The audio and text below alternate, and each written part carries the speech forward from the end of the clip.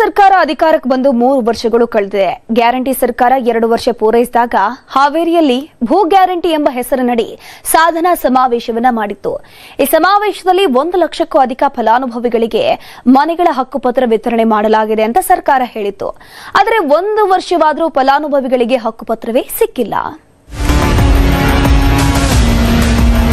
ಸರ್ಕಾರ ಸೌಲಭ್ಯ ಬೇಕಂದ್ರೆ ನಮ್ಗೆ ಉತ್ತಾರನ ಕೇಳ್ತಾರೆ. ಇಲ್ಲಿ ಹಕ್ಕುಪತ್ರಕ್ಕಾಗಿ ಹೋರಾಟ ಮಾಡತ್ತೀವ್ರಿ, ಆದ್ರೆ ಇನ್ನೂ ಕೊಡ್ತೇವೆ ಅಂತ ಹೇಳಿ ಕೊಡಾಗತ್ತಿಲ್ರಿ ಅವರು. ಧಾರವಾಡದಲ್ಲಿ ಇನ್ನೂ ಸಿಗದ ಹಕ್ಕುಪತ್ರಗಳು. ಹಕ್ಕುಪತ್ರಕ್ಕಾಗಿ ಮನವಿ ಮಾಡ್ತಿರೋ ನಿರಾಶ್ರಿತರು. ಕಳೆದ 40 ವರ್ಷಗಳಿಂದ ವಾಸವಿರುವ ಜನ ಮನೆಗಳನ್ನ ನಿರ್ಮಿಸಿ 3 ದಶಕಗಳೇ ಕಳೆದ್ರೂ ಸಿಗದ ಹಕ್ಕುಪತ್ರ. ಹಕ್ಕುಪತ್ರಕ್ಕಾಗಿ ಮನವಿ ಮಾಡ್ತಿರೋ ಜನ. ಹೌದು, ಸರ್ಕಾರದ ಜಾಗದಲ್ಲಿ ಅನೇಕ ವರ್ಷಗಳ ಹಿಂದೆಯೇ ಜನರು ಮನೆ ನಿರ್ಮಿಸಿಕೊಂಡಿದ್ರು. ಹಾವೇರಿಯಲ್ಲಿ ನಡೆದಿದ್ದ ಸಮಾವೇಶದಲ್ಲಿ ಸರ್ಕಾರ ಅಧಿಕೃತವಾಗಿ ಹಕ್ಕುಪತ್ರ ನೀಡುವುದಾಗಿ ಘೋಷಣೆ ಮಾಡಿತ್ತು. ಅಲ್ಲದೆ ಇವರಿಂದ ಸರ್ಕಾರಿ ಶುಲ್ಕ ಕೂಡ ಭರಿಸಿಕೊಳ್ಳಲಾಗಿತ್ತು. ಆದರೆ ಹಾವೇರಿಯಲ್ಲಿ ಕೇವಲ 3 ರಿಂದ 4 ಜನರಿಗೆ ಹಕ್ಕುಪತ್ರ ನೀಡಿ ಬಾಕಿಯವರನ್ನ ವಾಪಸ್ ಕರೆದುಕೊಂಡು ಬರಲಾಗಿತ್ತು. ಅವತ್ತಿನಿಂದ ಇಲ್ಲಿಯವರೆಗೆ ಬಾಕಿ ಇರೋ 5,500ಕ್ಕೂ ಅಧಿಕ ಜನರಿಗೆ ಹಕ್ಕುಪತ್ರವೇ ಸಿಕ್ಕಿಲ್ಲ.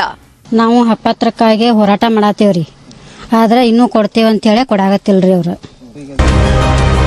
ಕರೆಂಟ್, ನೀರು ಸೇರಿದಂತೆ ಸರ್ಕಾರಿ ಸೌಲಭ್ಯ ಕೇಳಲು ಹೋದ್ರೆ ಹಕ್ಕುಪತ್ರ ಕೇಳಲಾಗ್ತಾ ಇದೆ. ಆದರೆ ಇವರಿಗೆ ಹಕ್ಕುಪತ್ರವೇ ಇಲ್ಲದಿರೋದ್ರಿಂದ ಮೂಲಭೂತ ಸೌಕರ್ಯಗಳಿಂದ ವಂಚಿತರಾಗಿದ್ದಾರೆ. ಈಗಾಗಲೇ ಸರ್ವೆ ಕಾರ್ಯ ಮುಗಿದು ಉಪನೋಂದಣಿಯೂ ಮಾಡಲಾಗಿದ್ದು ಎಲ್ಲ ದಾಖಲೆಗಳು ಸಿದ್ಧ ಇವೆ ಎನ್ನಲಾಗ್ತಾ ಇದೆ. ಆದರೆ ಇವರಿಗೆ ಹಕ್ಕುಪತ್ರ ಮಾತ್ರ ಸಿಕ್ಕಿಲ್ಲ.